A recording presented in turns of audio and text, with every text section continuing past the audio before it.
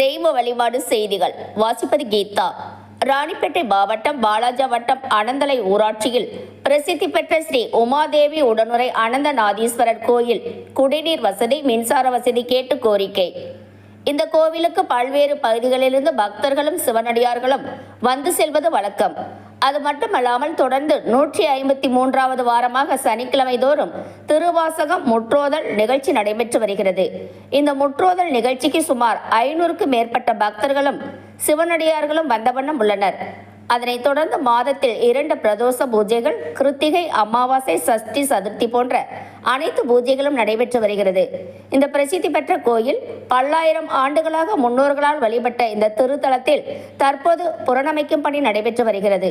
அதனைத் தொடர்ந்து வரும் தை மாதம் மகா கும்பாபிஷேகம் செய்ய ஆலய நிர்வாகம் ஏற்பாடு செய்திருக்கும் நிலையில் போதிய சாலை வசதி, குடிநீர் வசதி, மின்சார வசதி போன்ற அடிப்படை வசதிகளை செய்து தருமாறு கடந்த ஓராண்டாக ஊராட்சி மன்ற தலைவர் மற்றும் மாவட்ட ஆட்சியரிடம் மனு அளித்தும் எந்தவித நடவடிக்கையும் எடுக்கவில்லை என தெரிவிக்கிறார்.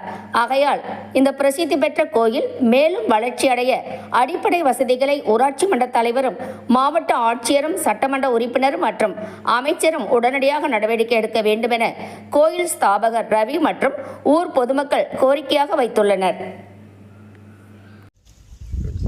ராணிப்பேட்டை மாவட்டம் வாலாஜா தாலுகா ஆமாம்.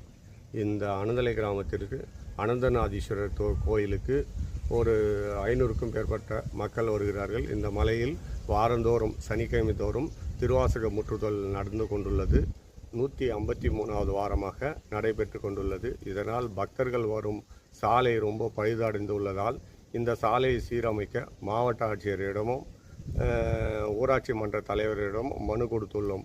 அதனால் இந்த கோயில் கூடிய விரைவில் தை மாதம் கும்பாபிஷேகம் நடைபெற இருப்பதால் இந்த சாலையை சீரமைக்க மாறுமாறு மாவட்ட ஆட்சியரிடமும் இந்த ராணிப்பேட்டை தொகுதி எம்எல்ஏ அவர்களும் மினிஸ்டர் அவர்களுக்கும் இந்த ஊராட்சி மன்ற தலைவர் அவர்களுக்கும் இந்த செய்தி மூலமாக தெரிவித்துக் கொள்கிறோம். உடனடியாக இந்த சாலையை சீரமைத்து தருமாறு கேட்டுக்கொள்கிறோம்.